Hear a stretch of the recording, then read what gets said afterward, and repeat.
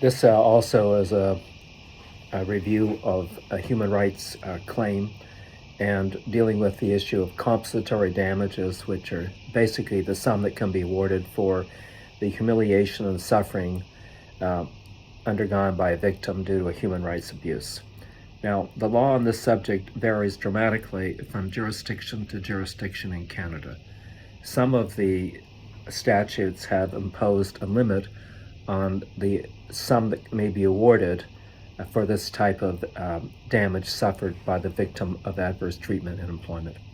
For example, in Canada, and the Canadian federal law applies to industries that are governed by federal jurisdictions such as airlines, television stations, inter-provincial truck lines, that is, truck lines that cross borders, railroads, that type of thing. And under federal law, the most that can be awarded for compensatory damage is $20,000. If the conduct is seen to be reckless, another $20,000 may be added to it. The reckless damage awards in sexual harassment cases under federal jurisdiction are very often made. Other jurisdictions, such as Saskatchewan, have imposed a $20,000 limit on the amount that can be awarded for this type of damage suffered by any kind of victim of adverse treatment due to human rights violation. In Manitoba, due to likely an award that was made of $75,000, the Manitoba legislation then imposed a cap of $25,000 on damage awards for such emotional suffering, including any concept of punitive damages. We'll discuss punitive damages in another subject. They're routinely not awarded in human rights cases. Now, the other jurisdictions have no cap. Ontario recently awarded the sum of $200,000 for compensatory damages to a woman who was subject to sexual abuse by her employer for a lengthy time period.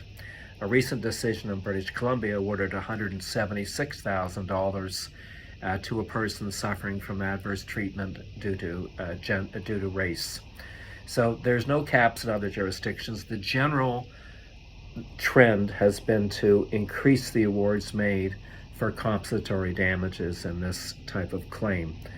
Ontario, as I mentioned previously, allows a civil claim to enforce a human rights relief, provided there is another companion action, which is unusual.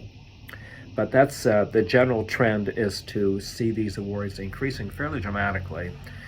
And again, Saskatchewan, Manitoba, and the federal government are the only ones that have limits imposed. So in the case, for example, in Ontario, where the woman recovered $200,000, were she to be in Saskatchewan, the most she could have recovered is $20,000 in a human rights complaint. Now, sometimes you can sue civilly for basically a sexual harassment complaint to avoid these arguments, but I'll discuss that later. You have to be careful how the case is argued. So the other advantage of these claims for compensatory damage is that they're not taxable. So in human rights world, these claims, no tax, claim for lost income to the date of hearing, taxable, claim for future lost income, not taxable. And again, I'll discuss the whole issue of tax again in a subsequent video, but that's a summary of what might be in store for an individual looking for compensatory damages under human rights legislation in the various jurisdictions in Canada. On the East Coast, the awards tend to be much less in quantum. Thank you.